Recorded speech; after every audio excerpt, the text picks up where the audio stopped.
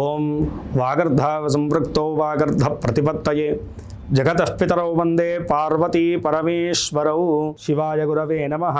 ఆదిత్యాది నవగ్రహ దేవత పరబ్రహ్మణే నమో నమః. ప్రేక్షకులందరికీ కూడా శుభస్వాగతం.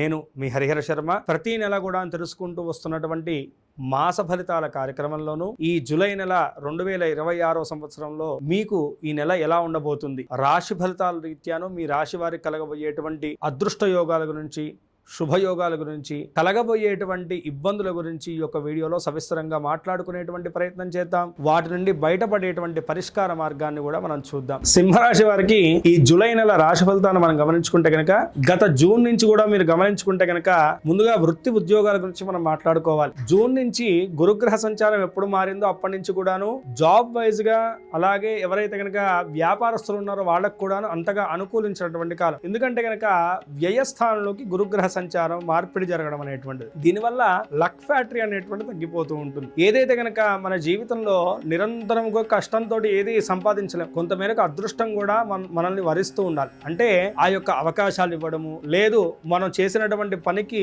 ప్రతిఫలం కనపడుతూ ఉండడం, ఇవన్నీ కూడాను అదృష్ట యోగాల కింద మనం చెప్పుకోవాలి. అలాంటి అదృష్టాలను, లక్ ఫ్యాక్టరీని కలగజేసేటువంటి గురుబలం అనేటువంటిది మీకు జూన్ నుంచి కూడాను వ్యయస్థానంలోకి ఆ యొక్క మారడం వల్లను అంతగా అనుకూలం లేనటువంటి స్థితి. దీనివల్ల ఉద్యోగస్తులకు, వ్యాపారస్తులకు ఇద్దరికి కూడాను కొంతమేరకు పని భారం అనేటువంటిది పెరుగుతూ ఉంటుంది. నిరంతరం కూడాను ఏం చేస్తే నా యొక్క కెరీర్ వైజ్ గా నేను ఇంకా షైన్ అవ్వగలుగుతాననేటువంటి తాపత్రయం ఎక్కువగా ఉంటుంది. వచ్చినటువంటి ప్రతిఫలం ఏది కూడాను మిమ్మల్ని సాటిస్ఫాక్షన్ చేయలేదు. తద్వారా మీరు వృత్తి రీత్యా ఒత్తిడి అనుభవిస్తూనే ఇటు మానసికంగా కూడా కృంగిపోతూ ఉంటారు. ఇది ప్రధానంగా సింహరాశి వారు ప్రస్తుతానికి అనుభవిస్తున్నటువంటి విషయం. అయితే ఈ యొక్క సమయంలో చేయాల్సినటువంటి పని ఏమిటయ్యా అంటే కనుక, పూర్తిగా మీ ఎఫర్ట్స్ మీదేనో మీరు నమ్మకాన్ని పెట్టుకోవాలి. అంటే ఒకప్పుడు మీ యొక్క జీవనం అనేటువంటిది ఎలా ఉంటుందంటే కనుక, కష్టపడ్డాం, మన పని మనం చేసాం, దాని యొక్క ప్రతిఫలం కనపడుతుంది అనేటువంటి వెయిటింగ్ పీరియడ్ అనేటువంటి మీరు తీసుకునేవాళ్ళు. ఇప్పుడు అది ఉండదు. ఈ గురుబలం అనేటువంటిది లేకపోవడం వల్ల నిరంతరం కూడా ఒక సర్కిల్ లాగా మీరు పరిగెడుతూనే ఉంటేనే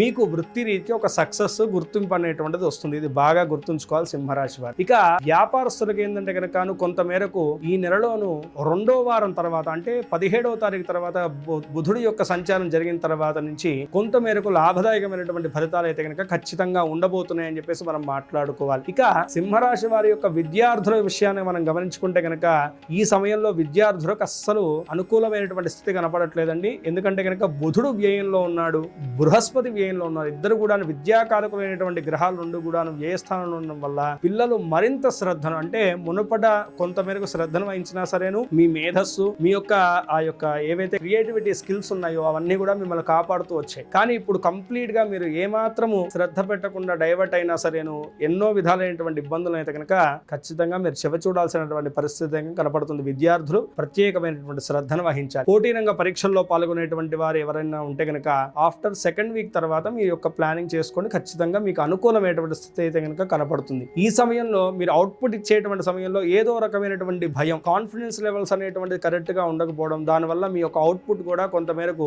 మీరు అనుకున్నటువంటి స్థాయిలో రాకపోవడం అనేటువంటిది మీరు గమనించవచ్చు. ఈ సమయంలోనూ ఎవరైతే కనుకను విదేశీ యానం గానీ, విదేశీ విద్య గానీ, అదే విధంగాను విదేశీ కంపెనీలతోటి టైఅప్ చేసుకునేసి వ్యాపారం అభివృద్ధి చేద్దాం అనుకున్నటువంటి వాళ్ళు అయితే కనుక కొంత మేరకు మీ యొక్క ప్లాన్స్ అన్ని కూడాను ఆఫ్టర్ 2nd వీక్ తర్వాత ప్లాన్ చేసుకోండి. కొంత మేరకు అనుకూలమైనటువంటి స్థితి అయితే కనుక కనపడుతున్నది. ఇక కుటుంబ వ్యవస్థ రీత్యా మనం చూసుకుంటే కనుక సింహరాశి వారికి ప్రధానంగా జయస్థానంలో గురుగ్రహ సంచారం జరుగుతూ ఉండడం వల్ల ఇంట్లో పెద్దవాళ్లకు అనారోగ్య సమస్యలతోటి ఇబ్బంది పడేటువంటి సూచనలు అయితే కనపడుతున్నాయండి. వారి యొక్క ఆరోగ్య రీత్యా ప్రత్యేకమైనటువంటి శ్రద్ధను వహించాలి. శస్త్రచికిత్స కూడా జరిగేటువంటి సూచనలు కనపడుతున్నాయి. అంటే ఆపరేషన్లు మొదలైనటువంటి సూచనలు కూడా మీ ఇంట్లో ఉన్నటువంటి పెద్దవాళ్ళకి జరిగేటువంటి సూచనలు కనపడుతున్నాయి. కాబట్టి తగు జాగ్రత్తలు వహించడం మంచిది. అయితే వ్యయస్థానంలో శుక్రగ్రహ సంచారం జరగడం వల్ల మీ యొక్క భార్యతో గాని, లేదు భార్యకి భర్తతో కానీ చిన్నపాటి మాట విభేదాలు వచ్చేటువంటి సూచనలు కూడా కనపడుతున్నాయి. ఆ గొడవలను సామరస్యంగా తేల్చుకునేటువంటి ప్రయత్నం చేయండి. తద్వారా కుటుంబ సౌఖ్యం అనేటువంటిది లభిస్తుంది. ఈ సమయంలో మీ ఇంట్లో జరిగేటువంటి ఒక శుభ కార్యక్రమానికి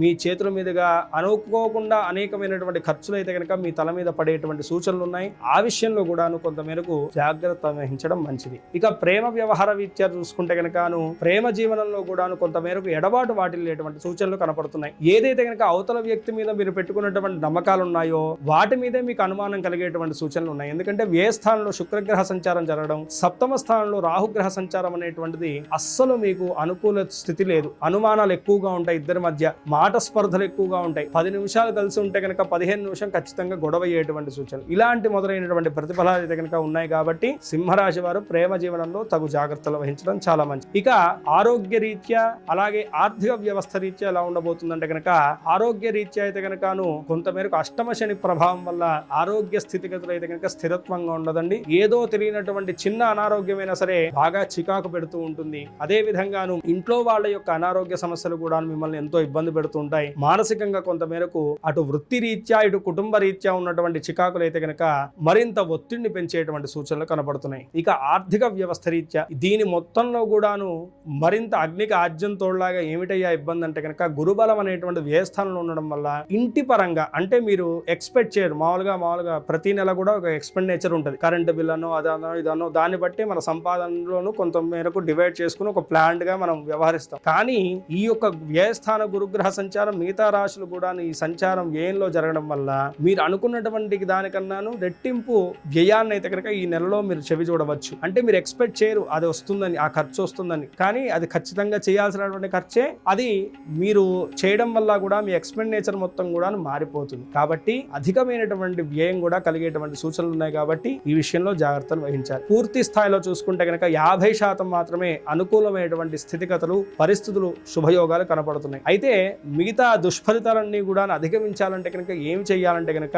అనునిత్యము కూడా శివారాధన చేయాలి. ఎందుకంటే ఒక గ్రహం కాదండి, ప్రధానంగా ఈ నెలలోనూ 4 గ్రహ సంచారాలు మీకు వ్యయస్థానంలో జరుగుతూ ఉన్నది. గురువు, శుక్రుడు, బుధుడు, సూర్యుడు, ఈ 4 కూడా కీలకమైనటువంటి గ్రహాలు. ఆరోగ్యం, ఆర్థికం ఇవన్నీ కూడా, కుటుంబం ఇవన్నీ కూడా వీటి మీద ఆధారపడి ఉంటాయి. విద్య. కాబట్టి వీటన్నిటిలో కూడాను అనుకూలమైనటువంటి ఫలితాలు కలగాలంటే అనునిత్యము శివారాధన చేయాలి. సోమవారం నాడు గాని గురువారం నాడు గాని మీ దగ్గరలో ఉన్నటువంటి శివాలయానికి కానీ, దక్షిణామూర్తి వారి దేవాలయం అయితే కనుక ఇంకా విశేషం. దక్షిణామూర్తి వారి దేవాలయాలు చాలా తక్కువ కాబట్టి శివుణ్ణి దర్శిస్తే దక్షిణామూర్తిని దర్శించినట్టు. కాబట్టి శివాలయాన్ని దర్శించండి. పసుపు నీటితోటి స్వామివారికి అభిషేకం చేయించి ఆ నీటిని మీ నెత్తిని చల్లిపించుకోండి. తద్వారా గురుబలం అనేటువంటిది ఇంక్రీజ్ అయ్యేసి మీకున్నటువంటి ఏవైతే ఈ యొక్క వ్యవస్థలో ఇబ్బందులు ఉన్నాయో వాటిని కొంతమేరకు అధిగమించేటువంటి శక్తి మీకు కలుగుతుంది. అదే విధంగా ఖచ్చితంగా ఈ నెలలోనూ శుక్రగ్రహానికి, గురుగ్రహానికి తగు గ్రహ పూజలు ఆచరించేసి కేజింబావు శనగలను, కేజింబావు బొబ్బలను దానం చేయడం వల్ల గ్రహదోషములు దూరం ఉంది, సకల శుభాలు మీకు చేకూరుతాయి. ఈ రాశి వారు